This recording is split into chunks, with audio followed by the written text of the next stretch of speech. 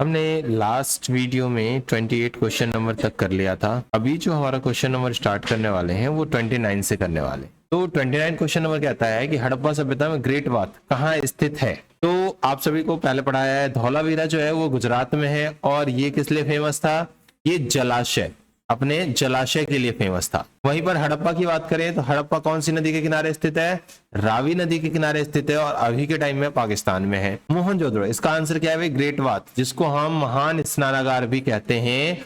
वो महान स्नानागार कहाँ मौजूद है, वो महान स्नानागार है हमारा मोहनजोदड़ो में स्थित। अगला है राखीगढ़ी। राखीगढ़ी वही हरियाणा में है। अब मोहनजोदड़ो को मृतकों का टीला कहा जाता है, ध्यान से समझना भाई, मृतकों का टीला। और ये मृतकों का टीला जो कहा जाता है कौन सी भाषा में कहा जाता है, तो सिंधी भाषा में। सिंध प्रांत एक पाकिस्तान में, उस सिंध भाषा में क्या बोला जाता है, मोहनजोदड़ो को मृतकों का टीला। नेक्स्ट क्वेश्चन है, नेक्स्ट क्वेश्चन कहता है हड़प्पा सभ्यता में जल निकास प्रणाली की प्रमुख विशेषता क्या थी।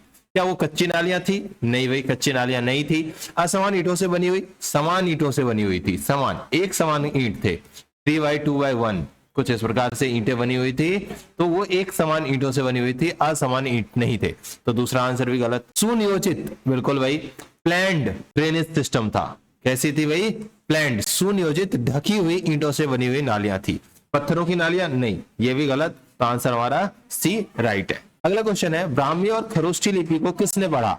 ये क्वेश्चन जो है आप ध्यान से समझोगे, ये सेकंड चैप्टर स्टार्ट हो गया हमारा यहाँ से, इस क्वेश्चन नंबर 31 से चैप्टर नंबर 2। मैक्स मूलर, नहीं भाई मैक्स मूलर नहीं है, जेम्स प्रिंसेप। अलेक्जेंडर कनिंघम, आप सभी जानते हो अलेक्जेंडर कनिंघम को फादर कहा जाता है, जनक कहा जाता है किसके, हमारे भारतीय पुरातत्व विभाग के, ASI archaeological survey of India, उसके जनक कहा जाता है अलेक्जेंडर कनिंघम को। जॉन मार्शल जो थे वो सेकंड डायरेक्टर थे, सेकंड डायरेक्टर जनरल थे किसके, ASI के। और ये बने कब थे, 1902 में बने थे। इन्होंने एक सभ्यता खोज लिया, हड़प्पा सभ्यता, उसकी घोषणा कब करी थी, 1924 में एक लंदन के पत्रिका में करी थी। और ये जो सभ्यता था हड़प्पा सभ्यता, ये दुनिया में चौथे नंबर की सभ्यता थी। इससे पहले टोटल 3 सभ्यताएं खोजी गई थी, उनमें से था मेसोपोटामिया, और दूसरा था तुम्हारा चीन, चाइनीज सभ्यता, और तीसरा था इजिप्ट। इजिप्ट को हम जिसको मिस्र भी बोलते हैं, तो ये मिस्र की सभ्यता और मेसोपोटामिया, ये 3 सभ्यताएं पहले खोजी जा चुकी थी। हड़प्पा सभ्यता चौथी सभ्यता थी, जिसकी घोषणा 1924 में जॉन मार्शल के द्वारा किया गया। जेम्स प्रिंसेप ने 1830 में स्टार्ट किया था और 1838 में फाइनली क्या डेसिफर कर लिया था, ब्राह्मी और खरोष्ठी लिपि। अगला क्वेश्चन है प्रियदर्शी। प्रियदर्शी किस शासक का संदर्भ है। प्रियदर्शी चंद्रगुप्त मौर्य का बोलते थे, नहीं भाई। बिंदुसार को बोलते थे, नहीं। अशोक को बोला जाता था, कनिष्क को भी नहीं बोला जाता था। कनिष्क जो था वो देवता पुत्र बोले जाते थे, देवपुत्र बोलते थे इन लोगों को। कुषाण राजा अपने आप को क्या कहते थे, देवपुत्र।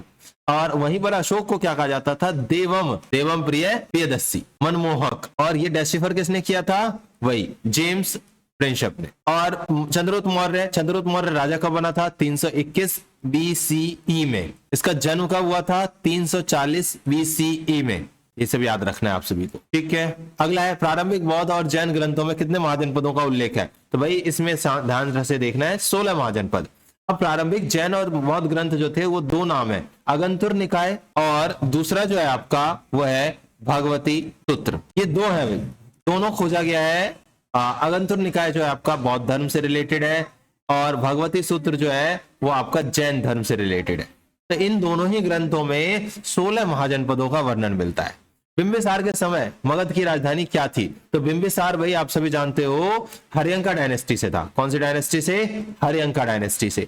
हर्यंका डायनेस्टी का एक शॉर्टकट होता है मैंने, हशीन, मतलब मगध महाजनपद पर कितने साम्राज्यों ने राज किया था, वो नाम आप याद रखते हो, हशीन माशुका से, ये याद रखना है। ह से हर्यंका डायनेस्टी, सी से शिशुनाग डायनेस्टी, शिशुनाग, न से नंद वंश, म से मौर्य वंश और शु से सुंगा वंश और क से कनवा वंश। तो ये याद रखना है आपको। 6 डायनेस्टी थे मेनली जिन्होंने किस पर राज किया था, मगध साम्राज्य पर राज किया। पाटलिपुत्र, पाटलिपुत्र भाई 4वीं शताब्दी में, 4th century BCE में, 4th century BCE में किसको शिफ्ट कर दिया गया था, राजगीर से पाटलिपुत्र को राजधानी बना दिया गया। वैशाली कुछ समय के लिए राजधानी बनाया गया था, तो वो इंपॉर्टेंट नहीं है। इससे पूछा बिंबिसार, बिंबिसार राजा बना था 544 BCE में और उस समय राजधानी थी इनकी राजगृह। अगला क्वेश्चन है मौर्य साम्राज्य का संस्थापक कौन था? तो मौर्य साम्राज्य का संस्थापक था चंद्रगुप्त मौर्य। चंद्रगुप्त मौर्य जो था भाई, इसने 321 बीसीई में इसकी स्थापना करी थी। उसके बेटे का नाम था बिंदुसार, उसके बेटे का नाम था अशोक, ठीक है। बिंबिसार कौन से वंश से था? हर्यंका वंश से। और कनिष्क जानते हो आप सभी के कौन से वंश से था? कुषाण वंश से। अर्थशास्त्र किसके द्वारा रचित था? अर्थशास्त्र पाणिनि, कौटिल्य, मेगास्थनीज या फिर पतंजलि। तो अर्थशास्त्र था भाई कौटिल्य, जिसको हम चाणक्य के नाम से भी जानते हैं या फिर विष्णुगुप्त के नाम से भी जानते हैं। इसके 3 नाम थे, चाणक्य, कौटिल्य और विष्णुगुप्त। ये तीनों ही नाम याद रखना है। ये थे कहाँ भाई? ये टीचर थे, शिक्षक थे तक्षशिला विश्वविद्यालय में, शिक्षक थे तक्षशिला विश्वविद्यालय में। और तक्षशिला जो थी वो राजधानी थी गांधार की, और गांधार जो था उसका राजा था शकुनी। शकुनी जो था वो था दुर्योधन का मामा। ये सारी बातें याद रखनी है। मेगास्थनीज ने एक बुक लिखी है जिसका नाम है इंडिका। पतंजलि ने बुक लिखी थी योग से रिलेटेड। पाणिनि ने लिखी है अष्टाध्यायी, याद रखना है बुक अष्टाध्यायी। ये बुक जो है भाई ग्रामर से रिलेटेड है, हिंदी व्याकरण। किससे रिलेटेड है? हिंदी व्याकरण से रिलेटेड है। अगला क्वेश्चन है बिंबिसार के समय मगध की राजधानी। फिर से वही सेम क्वेश्चन। तो ये बिंबिसार के समय राजधानी क्या थी भाई?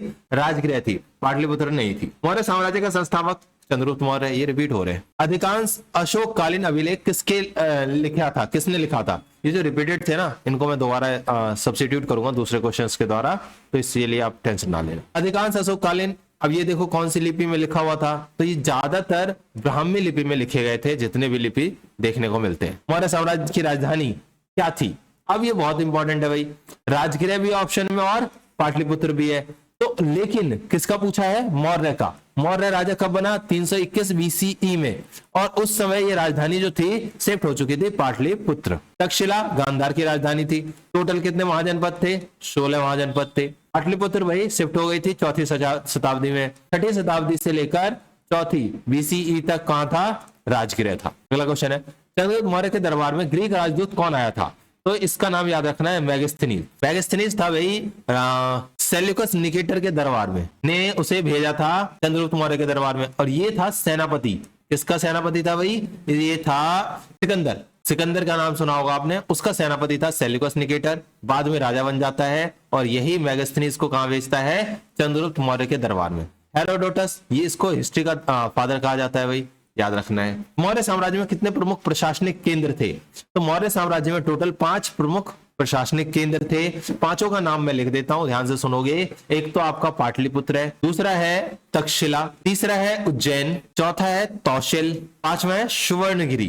ये पांचों डिफरेंट जगह पे थे, ताकि इसके साम्राज्य जब बढ़ा था, बहुत ज्यादा दूर दूर तक फैला हुआ था, तो उसको अच्छे से कंट्रोल किया जा सके। इस मौर्य सम्राट ने धम्म या फिर धर्म के प्रचार को जोड़ दिया था या फिर जोड़ा जाता है। ये देखो भाई, धम्म जो था वो बौद्ध धर्म से रिलेटेड था। बौद्ध धर्म के जो शिक्षाएं थी वो धम्म बोला जाता है, और ये थे अशोक। अशोक ने कलिंग युद्ध, कलिंग जो है आज के टाइम में किसको कहा जाता है? उड़ीसा को कहा जाता है। तो इस युद्ध के बाद इसने संन्यास लिया, और संन्यास मीन्स इसने युद्ध त्याग दिया और बौद्ध धर्म को अपना लिया।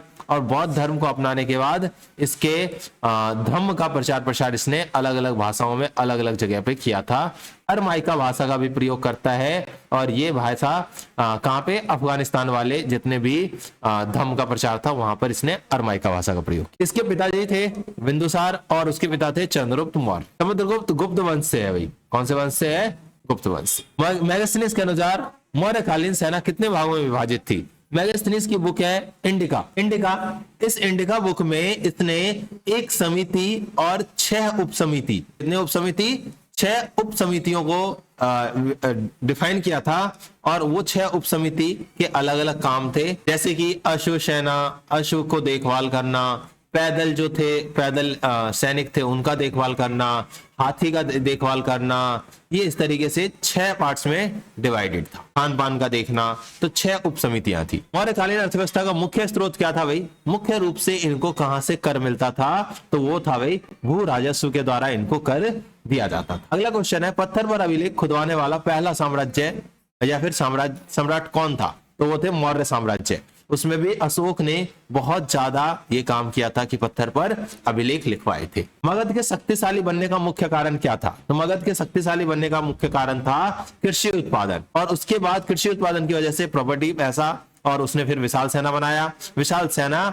सेकेंडरी है, प्राइमरी नहीं है।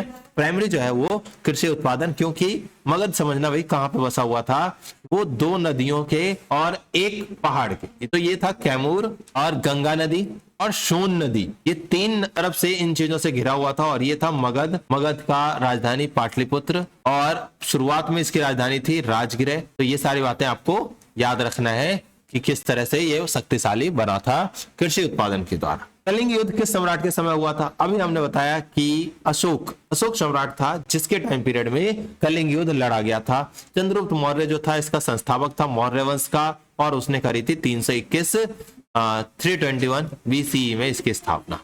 हर्ष चरित्र बाणभट्ट, एक नाम याद रखना है, हर्ष चरित्र एक बुक है जिसके किसने लिखा है? बाणभट्ट ने लिखा है।